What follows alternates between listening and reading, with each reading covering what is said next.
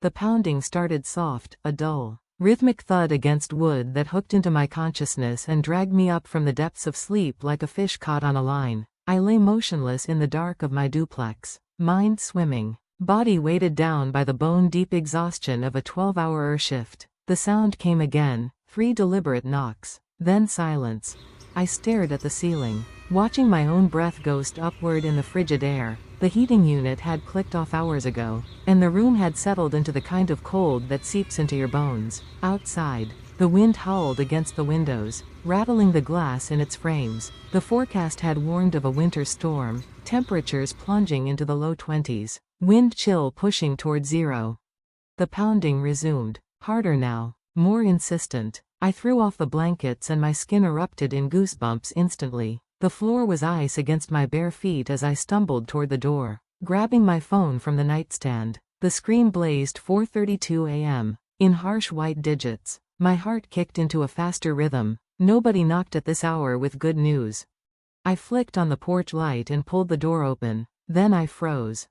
Dean stood on my doorstep, his 11-year-old frame bent forward under the weight of his sister on his back. Hannah's small arms dangled loosely around his neck, her head lolling against his shoulder. Dean's face was bone white, his lips tinged purple, eyes glassy with the vacant stare of severe cold exposure. He wore long pajama pants soaked through at the knees, sneakers dark with ice melt, no socks. A filthy garage rug, the kind mechanics use to catch oil drips, was draped over his shoulders, stiff with grease stains in the freezing air.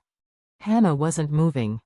My training took over before conscious thought could catch up. I registered the cyanosis first. Her lips and fingernails were blue-gray. Her chest rose and fell in shallow, rapid movements, each breath accompanied by a harsh stridor that sounded like air being forced through a straw. She wore a pink princess nightgown, thin as tissue paper, but Dean's heavy winter coat had been wrapped around her small body. He'd given her his coat.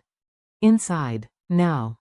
My voice came out steady, clinical. I reached for Hannah, lifting her from Dean's back. She was frighteningly light, her skin cold and waxy under my fingers. Dean's legs buckled the moment the weight came off him, and he collapsed onto my floor in a boneless heap, his legs too numb to hold him.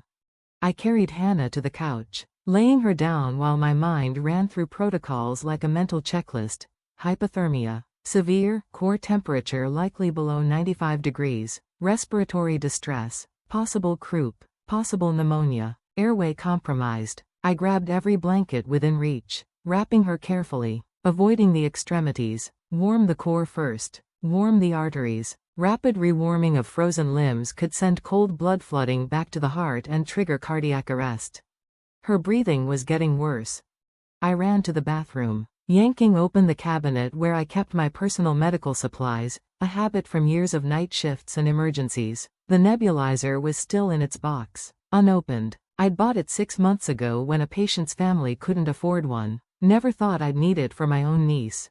My hands shook as I assembled the mask, filled the chamber with saline, and fitted it over Hannah's small face. The machine hummed to life, mist flowing into her airway. Her stridor eased slightly, the desperate wheeze dropping half an octave. Dean was still on the floor near the door, curled on his side, shivering so violently his teeth clattered. I grabbed my phone, hands trembling now, not from cold, but from rage so pure it felt like ice water in my veins. I hit 911 and put it on speaker, my fingers already moving back to Hannah to adjust the nebulizer angle. 911. What's your emergency? This is Nurse Willow Hart. License number RN 4022. My voice was glass smooth, professional. Reporting 2 pediatric medical emergencies at a private residence. Suspected severe child neglect. I need an ambulance and police immediately. 2 children, ages 11 and 7, hypothermic. 1 with acute respiratory distress. Address is 447 Maple Grove, Unit B. Ambulance is dispatched. Stay on the line. I set the phone down and moved to Dean. His eyes tracked me, but he couldn't speak, his jaw locked from the cold. I pulled him away from the door, wrapped him in my comforter, tucked it tight around his torso. Then I went to the kitchen, grabbed the carton of chocolate milk from the fridge, poured it into a mug, and put it in the microwave for 40 seconds. Not too hot, hot enough to warm his core from the inside without scalding his throat. The microwave beeped. I tested the temperature against my wrist, warm, but not burning, and brought it to Dean with a straw. He took small sips, his hands too stiff to grip the mug. Each swallow made his face twist in pain as warmth met frozen tissue. I knelt beside him, one hand holding the mug, the other checking Hannah's pulse, thin and rapid. But there. My brain catalogued injuries with clinical detachment, frostbite on Dean's toes, visible through the holes in his soaked sneakers, malnutrition. Both children were underweight, cheekbones too prominent, eyes sunken. Hannah's fingernails were dirty, ragged. Dean's hair was matted, greasy. These were my brother's children. Joshua and Jane lived in a mansion in Riverside Heights, 5 bedrooms, heated floors, an expensive wine collection, and they'd sent their children out into a winter storm in pajamas. My hand tightened on the milk carton until it crumpled slightly. Dean flinched, and I forced myself to loosen my grip. This wasn't the time. Later. There would be time for rage. Right now. I was a nurse. Right now. These children needed me steady. Sirens cut through the wind outside, distant at first, then louder. Red and blue lights washing across my windows. I looked down at Dean, still wrapped in my comforter, his eyes ancient in his child's face. Those eyes had seen too much, understood too much. They held no surprise at being here, no confusion, just a weary resignation that broke something in my chest. The paramedics would ask questions, the police would ask questions, and I would answer every single one. Because this wasn't over. This was just beginning. The ambulance doors slammed shut behind us with a metallic finality that echoed in my chest. Hannah lay strapped to the gurney, her small face obscured by an oxygen mask fogging with each labored breath. The rhythmic hiss of compressed air filled the cramped space as the EMT adjusted the flow rate, his gloved hands moving with practiced efficiency. I sat on the bench beside Dean, my hand wrapped around his smaller one. His fingers were still cold despite the thermal blankets cocooning him. The boy stared at the ceiling of the ambulance, his eyes tracking the LED strips overhead with that same unsettling flatness I'd seen at my door. "Can you tell me what happened tonight?" I kept my voice low, clinical, the same tone I used when coaxing information from trauma patients who needed to talk but couldn't bear to be pushed. Dean's throat worked. For a moment, I thought he wouldn't answer. Then his lips parted, and words began to spill out in that same monotone whisper that made my skin crawl. Mom and Dad left at 5 o'clock. There was a party, a casino opening. Dad said they needed to beat the cold front. He paused, swallowing. They told us to order pizza and go to bed by 9 o'clock. The EMT's hands stilled for half a second on Hannah's forehead before resuming their work. I felt my jaw tighten but kept my expression neutral. At 10 o'clock, we noticed snow wasn't inside. I put on my pajamas and my winter coat and went to look in the backyard. Hannah was supposed to wait in the living room. His voice cracked slightly. She got impatient. She only had her nightgown and that thin jacket. She didn't understand how cold it was. I watched his profile as he spoke. 11 years old and already carrying the weight of protecting his sister like armor he couldn't remove. The wind caught the door. It slammed shut. The smart lock engaged automatically. He said those last 2 words with a bitterness that sat wrong on a child's tongue. I tried the code. It didn't work. I called Dad. Then Mom. No one answered. My free hand curled into a fist against my thigh. The vinyl bench crinkled beneath my scrubs. Why didn't you call me? Dean's eyes finally moved, sliding toward me with a guilt that carved something hollow in my chest. I almost did. I had my thumb on your name. But the phone died. He drew a shaky breath. Earlier, Hannah was crying for Mom. I let her play the restaurant game to calm her down. I forgot to charge it after. The monitor above Hannah's head beeped steadily. Each sound marked another second these children had survived despite every system designed to protect them failing. "It's not your fault, son." I squeezed his hand tighter, feeling the fragile bones beneath his skin. "None of this is your fault." His expression didn't change, but his fingers gripped mine back with surprising strength. We went to the garage. There was a rug, old and dusty, but I wrapped myself in it. I gave Hannah my coat. She needed it more. He spoke faster now, as if pushing the words out before they could stick in his throat. The temperature dropped. It kept dropping. "The garage isn't heated. It got down to the same as outside, 23 degrees. The EMT made a soft sound that might have been a curse or a prayer. I couldn't tell which. After what felt like a long time, Hannah started wheezing. Bad. Really bad. I knew if we stayed there, she'd die. Dean's voice finally broke, cracking on that last word like ice under pressure. So I picked her up, and I walked through the forest. The shortcut to your place. 1 mile. The ground was frozen, and the air felt wet, and it just kept taking our heat and taking our heat. And you saved her life. My voice came out rougher than intended. You saved both your lives. I heard a sniffle from the front of the ambulance. The EMT turned away suddenly, very focused on checking equipment that didn't need checking. My own eyes burned, but I blinked the heat away. There would be time for that later. Right now, Dean needed me steady. The ambulance pulled into the bay at Mercy General at 5:30 a.m. The same fluorescent lights I'd worked under for 12 hours yesterday now greeting me from the other side. Hannah was rushed to the ICU immediately. A team of nurses I recognized surrounding her gurney. Dean was transferred to a wheelchair, his frostbitten feet too damaged to bear weight. Officer Jasper found me in the hallway outside the pediatric ward. He was young, maybe 25, with the kind of earnest face that hadn't yet learned to hide horror behind professional detachment. Miss Hart, I need to take your statement. I recounted everything with the same clinical precision I'd used for charting: the temperature of their skin, the color of Hannah's lips, the timeline Dean had given me. Jasper's pen moved across his notepad with increasing pressure, the tip nearly tearing through the paper by the time I finished. And the parents? His voice had gone flat. Where are they now? I don't know. They left for a casino opening at 5 p.m. As far as I know, they haven't been contacted yet. Something cold moved behind his eyes. We'll find them. At 8 o'clock a.m., as I was closely watching Dean resting, I heard the sharp click of heels on linoleum. I turned to see a woman in her 50s approaching. Her charcoal blazer pressed to knife-edge perfection despite the early hour. Rimless glasses sat on a narrow nose, and her eyes moved over me with the same assessing quality I used when triaging patients.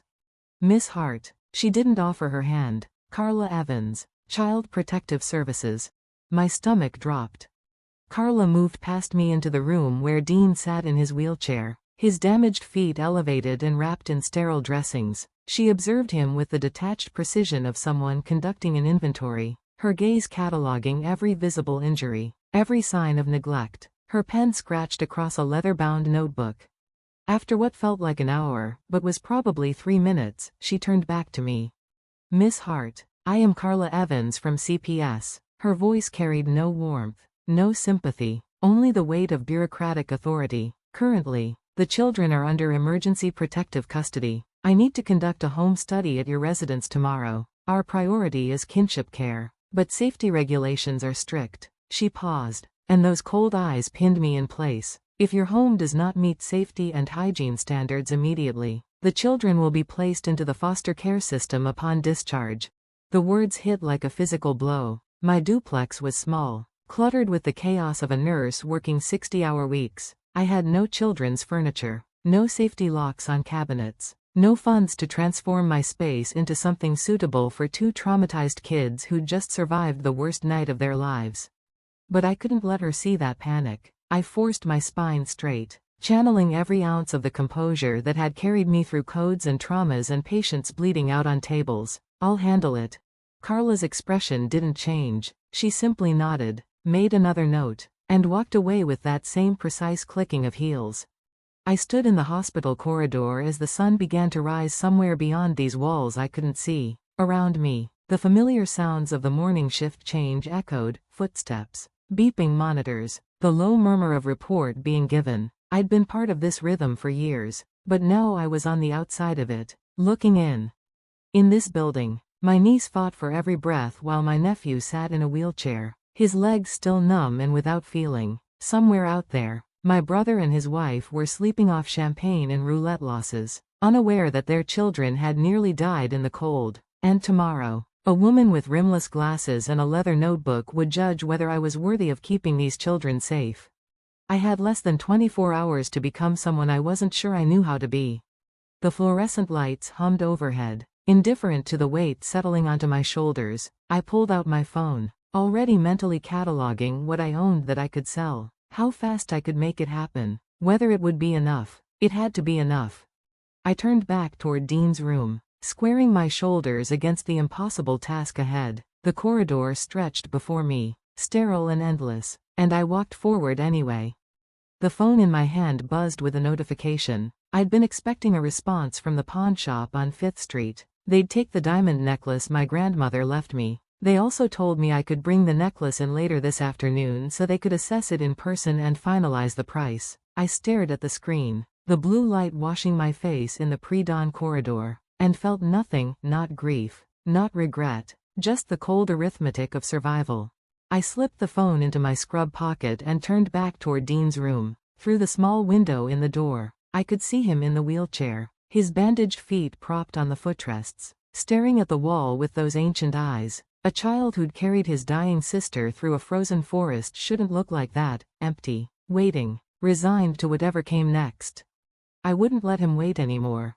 Earlier, at 6:10 a.m., the wind had teeth as Officer Jasper pulled his collar up and approached the Hart mansion. Its modern facade glowed with recessed lighting that probably cost more than his annual salary. Motion sensors flickered to life, illuminating the curved driveway where a Tesla sat covered in frost.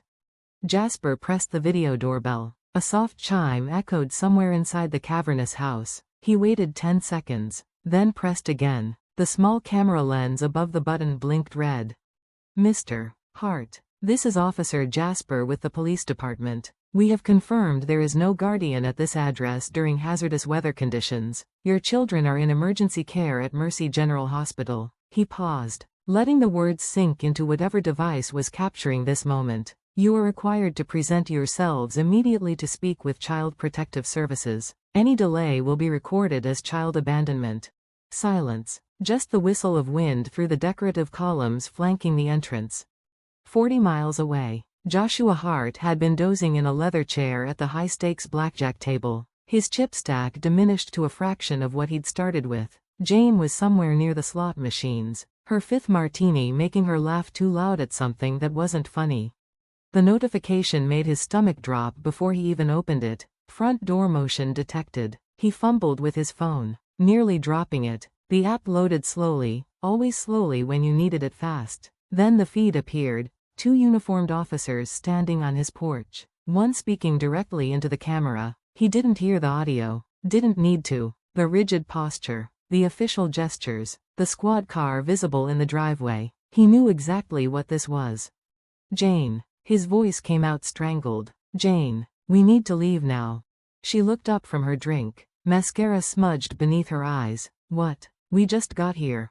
The police are at the house. Her face went white beneath the foundation she'd applied 12 hours ago.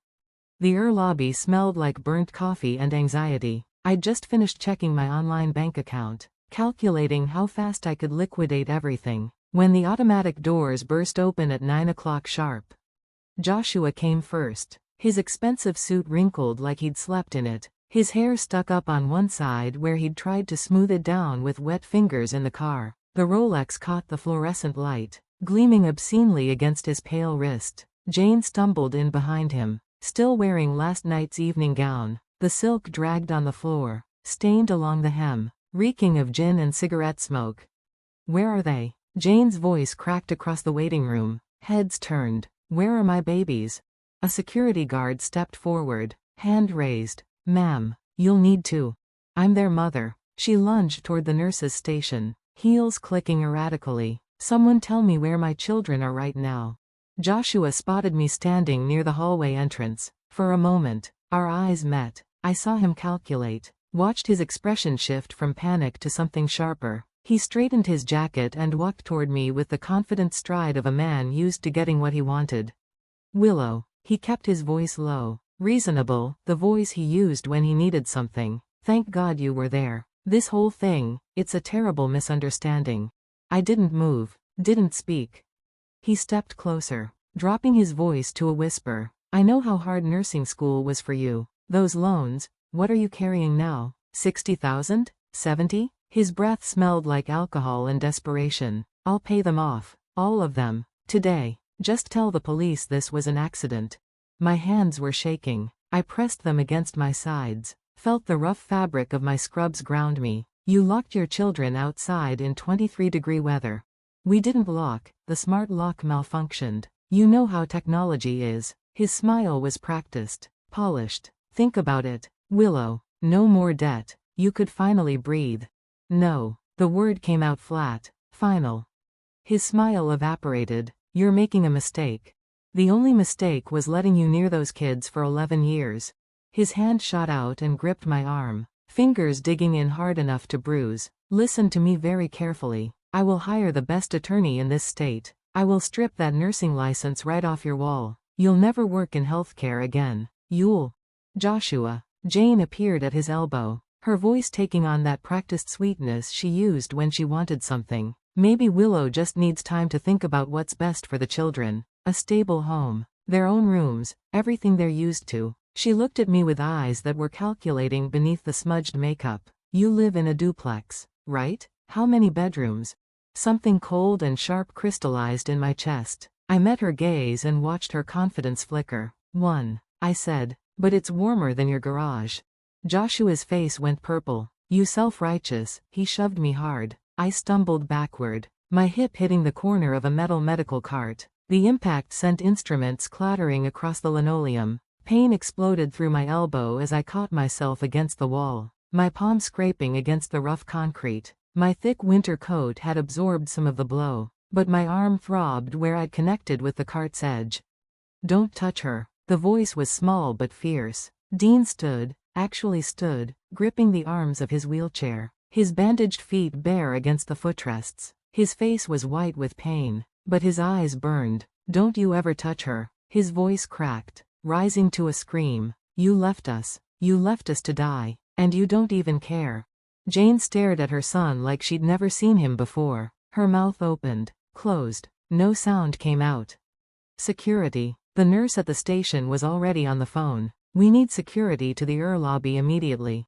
2 guards appeared within seconds. The police received the call. 5 minutes later, Officer Jasper appeared on the scene. Joshua tried to back away, hands raised, already shifting into his reasonable man persona. This is a family matter. My sister is clearly upset and making. Turn around. Jasper's voice was ice. Hands behind your back. You can't be serious. I barely. Turn around. Jasper pulled out his handcuffs. You're under arrest for assault and disorderly conduct. The metal clicked around Joshua's wrists with a sound that echoed through the silent lobby. His face went from purple to gray. Jane started crying, real tears this time, or a convincing approximation. This is insane. We came here worried about our children, and she's trying to frame us. Jasper turned to her, his expression unchanging. Jane Hart, you're also under arrest for child endangerment and disorderly conduct. The nod from Officer Jasper was barely perceptible, but I caught it. He turned to the other officer who'd materialized at his side. Read them their rights. The words fell like stones into still water, Jane's protests dissolving into a high, keening wail. Joshua's face cycling through disbelief, fury, and finally a hollow resignation I'd never seen on him before. The officers guided them toward the automatic doors, and I watched their expensive silhouettes shrink against the gray morning light. Joshua tried to twist back, his mouth opening to form some last plea or threat, but Jasper's hand pressed firmly against his shoulder blade, propelling him forward into the cold. The doors slid shut. They were gone. Dean collapsed back into his wheelchair, his small body trembling with exhaustion and adrenaline. A nurse rushed to his side, gently scolding him for standing on frostbitten feet, but he didn't seem to hear her. His eyes found mine across the waiting room, and in them I saw something I couldn't name, something raw and unguarded that made my chest ache. Are you okay? His voice was barely a whisper, thin as tissue paper. I pushed off the wall, my legs unsteady beneath me. My palm stung where I'd scraped it against the concrete, and I could already feel the bruise flowering across my elbow where I'd connected with the metal cart. None of it mattered. I crossed the room and knelt before him, bringing us eye to eye. I'm okay. I reached for his hand, the one without the IV, and held it gently. His fingers were still cold. Are you? He nodded, then hesitated. A beat of silence. Then, so quietly I almost missed it, thank you. Behind us, I knew the hospital's security cameras had captured everything: Joshua's assault, my stumble, Dean's desperate cry, the arrest. The footage was already being pulled, preserved, catalogued as evidence. My arm throbbed. My palm bled. I had less than 20 hours to transform my duplex into a home fit for 2 traumatized children. But as I watched those automatic doors close on Joshua and Jane, their designer clothes and hollow promises swallowed by the winter morning, I felt something I hadn't felt in years. I felt strong. The next morning arrived beneath a cloak of pale, indifferent winter light. At 8:55 a.m., Carla Evans's sedan pulled into the driveway of Joshua's mansion, a house that had always looked more like a showroom than a home. Officer Jasper followed in his patrol car. Neither vehicle belonged in this neighborhood of manicured hedges and ornamental trees, but neither driver seemed to care. "Ready?" Carla asked, stepping out with her leather portfolio tucked beneath her arm. Jasper punched in the emergency code that Joshua had provided during his initial testimony, the one he claimed all family members knew. It wasn't the same code Dean had memorized. The door clicked open with a cheerful electronic chime, the same sound that had sealed 2 children outside in 23-degree weather. The foyer opened into a vaulted living room designed to impress, Italian leather furniture arranged at perfect right angles around a glass coffee table that had probably never held a spilled drink or a child's homework. A wine cabinet dominated the far wall, backlit and temperature-controlled, its glass door revealing 12 bottles of red wine with labels turned outward like small displays of sophistication. One bottle alone probably cost more than a week's worth of groceries for a family of 3. Carla walked to the kitchen, her heels clicking against imported marble. The Sub-Zero refrigerator hummed with the quiet efficiency of a machine that cost more than most people's cars. She pulled it open.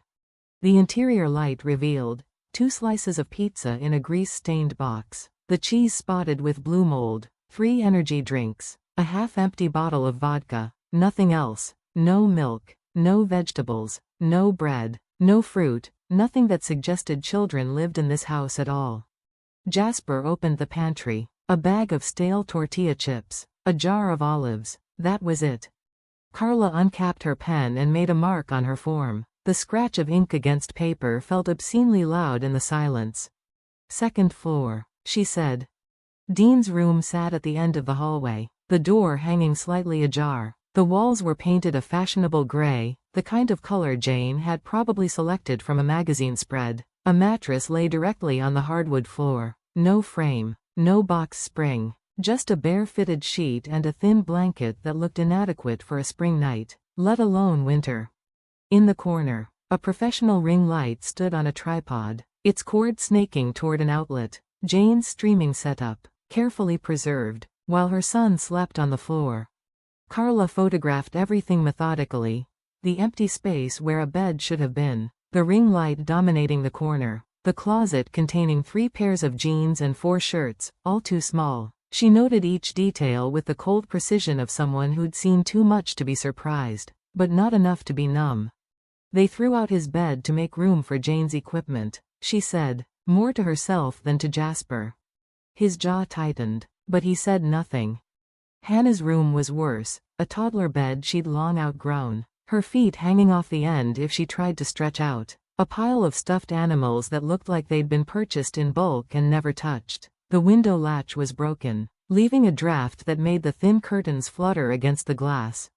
Carla made another mark, then another. They went back downstairs. Jasper moved to the garage door, sat close by, and returned a few minutes later with an elderly man on top of him, his hands trembling slightly as he touched a pair of gardening gloves. "Mister, please come next door," Jasper introduced. He was always in the garden, cleaning roses, picking his tomatoes. He noticed things. Carla's tongue withered. "Thank you for coming, Mister. Please, you mentioned you observed concerning behavior." The old man removed his glasses, breathing on his saddle, and reflecting with shaking hands. "There's 2, black water diamonds, deeply written, years until 4 in the morning, white cloth hands all over the driveway, sometimes you see them tender woman's hand, sitting with a knife to fight." Carla's expression remained neutral, but her tone moved back.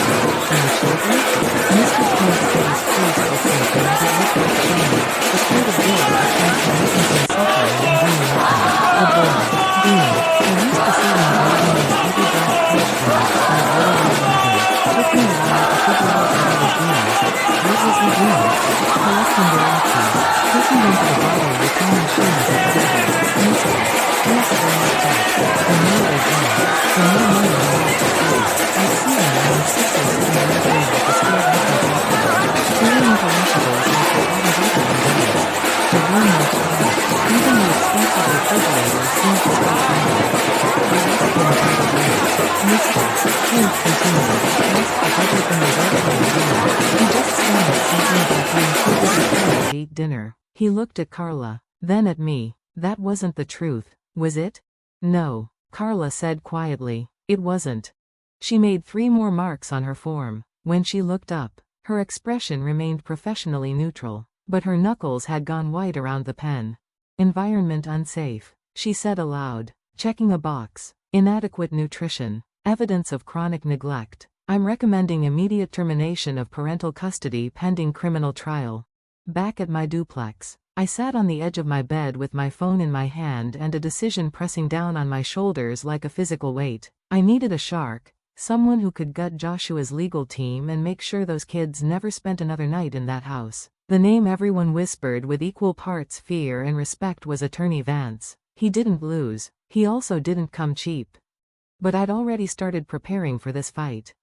While I was still at the hospital, while my arm still throbbed and my palm still bled, I'd made a mental inventory of everything I owned that could be converted to cash. Yesterday afternoon, I'd walked into the pawn shop on 5th Street with my grandmother's diamond necklace. She'd given it to me on my 16th birthday. Told me it was a family heirloom passed down from her mother. The gemstone wasn't huge, but it was flawless, vintage cut, platinum setting. I'd worn it exactly twice, once to her funeral, once to my nursing school graduation. The pawnbroker examined it under his loupe for what felt like an eternity. When he looked up, his expression was unreadable. $3,800 cash right now. Final offer. I signed the paperwork without hesitation. The laptop was next, a sleek, high-end model I'd just finished paying off last week. $900 in monthly installments. Finally mine. I posted it in the neighborhood Facebook group at 6 o'clock a.m., and by 7:30, a sophomore college student was at my door with cash in hand. $900 gone in 30 seconds. But the espresso machine, God, that hurt. I stood in front of it for 10 minutes before I could bring myself to unplug it. It was a beautiful piece of engineering, brushed stainless steel, Italian-made, with a steam wand that produced microfoam so perfect it could make hospital cafeteria coffee taste like a cafe in Milan. I'd bought it 2 years ago, right after I made the final payment on Mom's medical bills. Joshua had inherited all of Dad's life insurance money, $75,000. I'd asked him to help with Mom's hospital costs, just to split them. He'd laughed. That money is for investing in the future, he'd said, swirling bourbon in a crystal glass. And now here I was, selling the only thing I'd ever bought for myself, not for bills, not for necessities, just for joy, to clean up the mess his future had made for his children. A young man arrived to pick it up an hour later, fresh out of college, first job, eager smile. He handed me $600, thanked me profusely, said it was a steal. I smiled, told him to enjoy it, and closed the door behind him. The empty counter stared back at me, a clean rectangle in the dust where the machine had stood. Total funds, $5,300 from sales, $7,500 from savings, $12,800, enough for a retainer and a little breathing room. I walked into Vance's offices at 10 o'clock sharp. The receptionist led me to a corner office with floor-to-ceiling windows overlooking the courthouse. Symbolic, I thought. Attorney Vance was a man in his early 50s, silver-haired and sharp-eyed, with the kind of presence that made you sit up straighter in your chair. He didn't waste time on pleasantries. Show me what you have. I slid the medical records across his desk. Dean's frostbite treatment, Hannah's hypothermia and asthma crisis, my own injury report from the ER. Then the photos, my bruised arm, the kid's hollow eyes, the screenshots I'd taken of Jane's Instagram stories showing champagne bottles and party lights on the same nights Mr. Clint described. Vance studied them in silence, removing his glasses halfway through. When he looked up, his expression was unreadable. I can guarantee you win permanent custody. I can also guarantee your brother serves time. The retainer is $9,000. I reached into my bag and pulled out the cash, bills in neat stacks. Banded and counted. I placed them gently on his mahogany desk. Then let's begin. He slid a contract across the desk. I signed. This transaction, this exchange of every material thing I'd ever valued, was purchasing a peaceful future for 2 children who'd never known one. That afternoon, Carla Evans arrived at my duplex for the home study. She swept through the apartment with the precision of a drill sergeant, checking expiration dates on every carton in the fridge, shaking the newly assembled bunk beds to test their sturdiness. I'd stayed up until midnight putting those beds together, my hands blistered from the Allen wrench. She paused in front of the kitchen counter, the empty space where the espresso machine used to be. Her eyes lingered there for a moment, then moved to the stack of receipts I'd left on the table. New bedding, children's clothes in the correct sizes, asthma medications, a humidifier for Hannah's room, nightlights shaped like stars. Carla picked up the receipts, studied them, then set them down. She uncapped her pen, stamped, "Pass," on her clipboard, and looked me in the eye. "You can pick up the children tomorrow morning." That nod, brief, professional, almost imperceptible, was the most valuable validation I'd ever received. Day 3. Morning. Hannah had recovered faster than expected. Her oxygen saturation levels were stable, her breathing clear. The doctors were cautious, her lungs would need monitoring, follow-up appointments, a strict medication schedule, but because I was a pediatric RN with the training to manage her care, the hospital felt confident releasing her into my custody. Dean walked through my door first, Hannah's small hand in his. He looked around the apartment with assessing eyes, the mismatched furniture, the coffee pot on the counter, the empty space where something clearly used to be. Then he saw the bunk beds in the corner room, the quilts I'd bought in primary colors, the wooden toy chest already stocked with books and puzzles.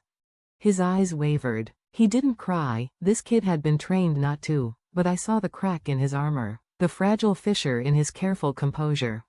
Hannah, still weak but smiling, lit up when she saw the 2 teddy bears on the bottom bunk. They were the latest models, the kind every kid in her class probably begged for. I'd seen her looking at them through a store window once, months ago, when I'd taken her and Dean for ice cream. She hadn't asked for one, she'd just looked. Now she had 2. "This one's yours," she said solemnly to Dean, handing him the blue bear. "We match." Dean took it, clutching it like a lifeline. For a long moment, he stared at the stuffed animal in his hands, and I watched something shift behind his eyes, the same guardedness that had served him for so long, finally starting to crumble. I knelt down, meeting their eyes. "This is home now, for as long as you need it, forever, if that's what you want." Dean looked at the empty counter again, then back at me. He didn't say anything. He didn't have to. 2 weeks later, Jane made bail. Attorney Vance had already notified me of the conditions: no contact with victims or witnesses, and no public mention of the case. Standard protective measures designed to shield the children from further trauma. Jane ignored them immediately. That evening, Dean was doing homework at the kitchen table when my phone exploded with notifications. Instagram, Facebook, Twitter. Jane had gone live on every platform simultaneously.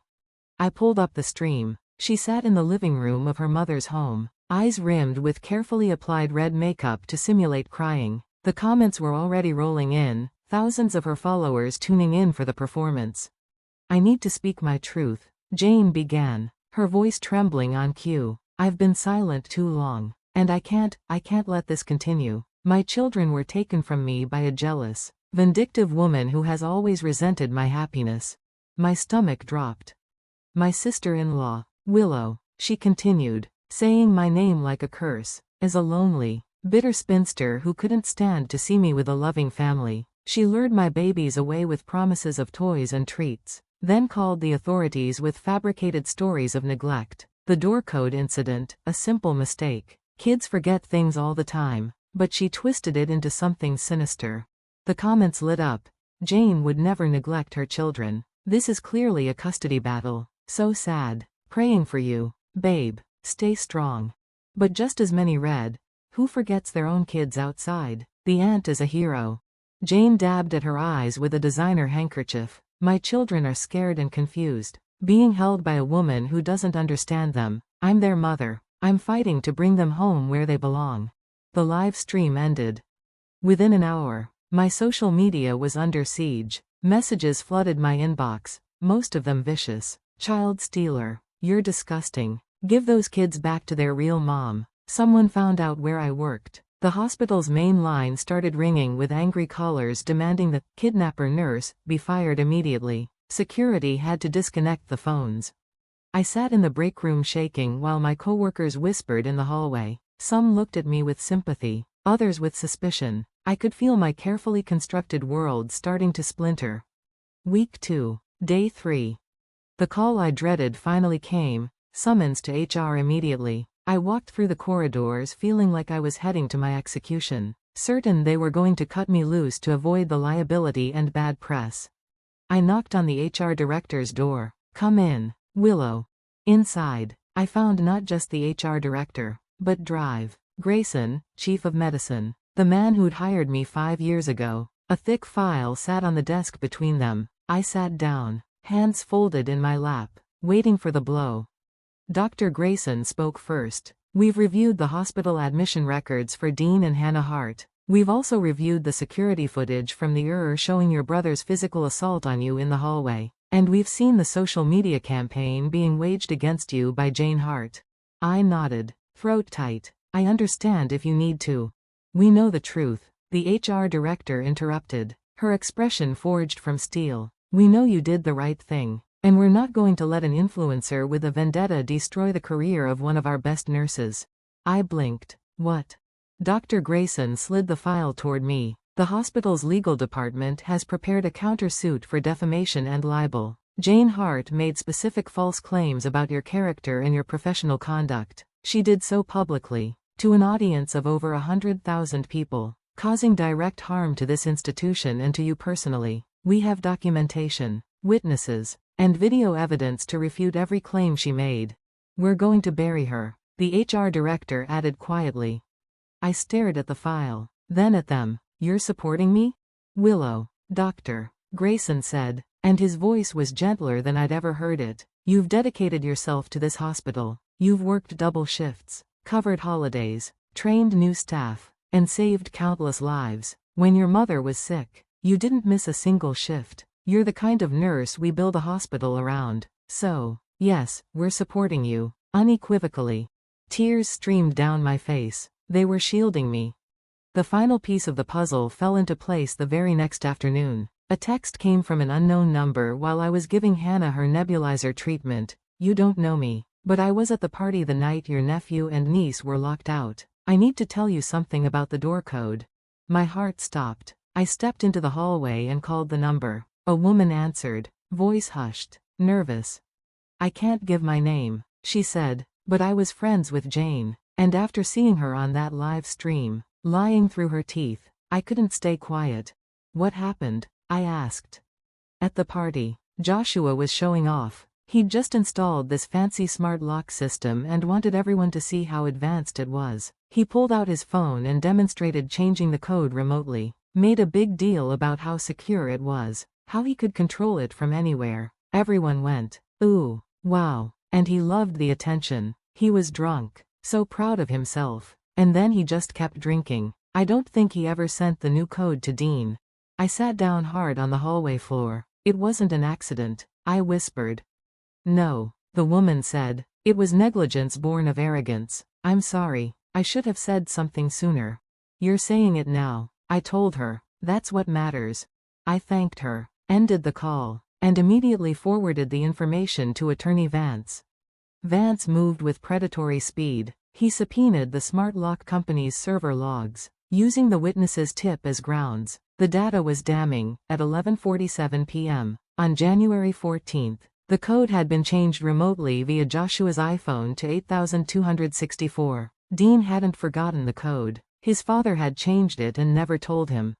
Armed with this evidence and the recording of Jane's live stream, Vance went to court. He presented the video as proof of bail violation. The judge issued an immediate order, and police arrested Jane in the middle of preparing for another broadcast. The footage of her being handcuffed while screaming about her platform went viral, turning the tide of public opinion overnight.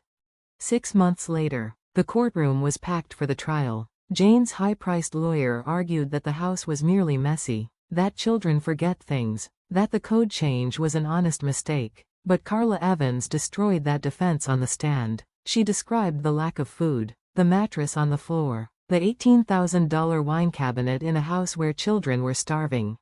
I have never in 2 decades of this work seen a home where the alcohol was better cared for than the children, Carla stated, her voice cutting through the courtroom like a blade. That's not neglect. That's calculated cruelty.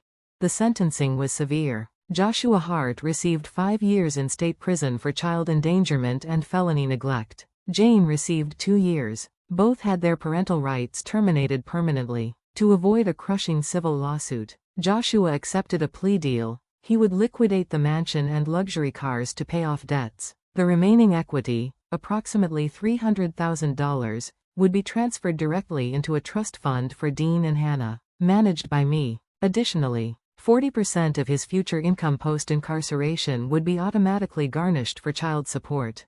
I sat in the courtroom watching my brother lose everything, feeling no joy, only the immense, quiet relief of safety. The suburbs smelled different, cleaner. Somehow, like fresh-cut grass and possibility, I stood in the backyard of our new house, watching Dean pitch baseballs to Aaron while Hannah drew chalk flowers on the patio.